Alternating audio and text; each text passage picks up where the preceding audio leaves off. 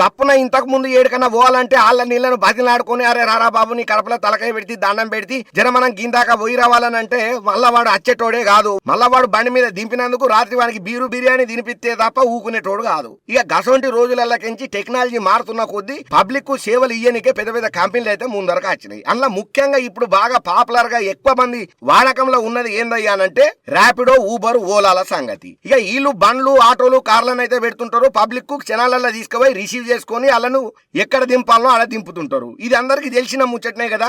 ఈ మధ్యన కొందరు బట్టేబాజుగాళ్ళు అడ్డమైన హరకతులకు పడుతున్నారు. హైదరాబాద్ బంజారాహిల్స్ లా 1,15,000 డిజైనర్ చీరలతోని ర్యాపిడో డ్రైవర్ పరారైన సంఘటన సంచలనం రేపుతున్నదయ్యా.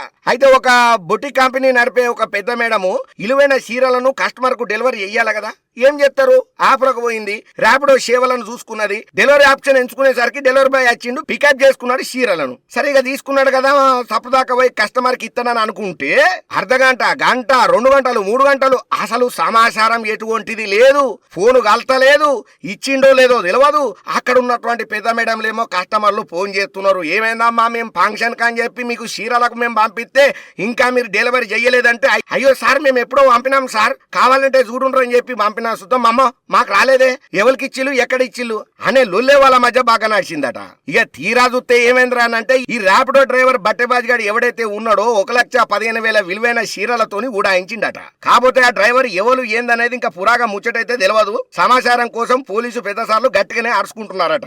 ఇక సరే ఇదేదో పని మంచిగున్నదిరా నాయన, సరేలే అని చెప్పి మనమేదో ఇట్లా చీరలు ఇస్తే వీడి ఇట్లా అన్నాలని చేసుడు ఎక్కడదని చెప్పి అసలు రాబోయే రోజులలో మేము ఇట్లా డెలివరీ ఇవ్వాలంటే ఎట్లా మరి పరిస్థితి అనేది కూడా అందరూ డైనామాలా పడుతున్నారట. పట్టుదానికైతే బంజారాహిల్స్ పోలీసులు ఈ సంఘటన మీద కేసును నమోదు చేసిల్లు. డ్రైవర్ వివరాలు సేకరణ చేయనికే ర్యాపిడో సంస్థతోని క్లియర్ కట్ గా మాట్లాడుతున్నారు. ఇక దగ్గరపంట్లో ఉన్నటువంటి ఈ బట్టెబాజిగాడు వచ్చిన సీసీ ఫుటేజ్ల ఆధారంగా పరిశీలన చేస్తూ ఏడకొచ్చిండు, ఎప్పుడొచ్చిండు, ఎక్కడికి వేయండు, ఆ తర్వాత ఏం చేసిండు అనే దాని మీద కూడా అన్ని విధాలుగా ఆలోచనలు గట్టిగానే చేస్తున్నారట.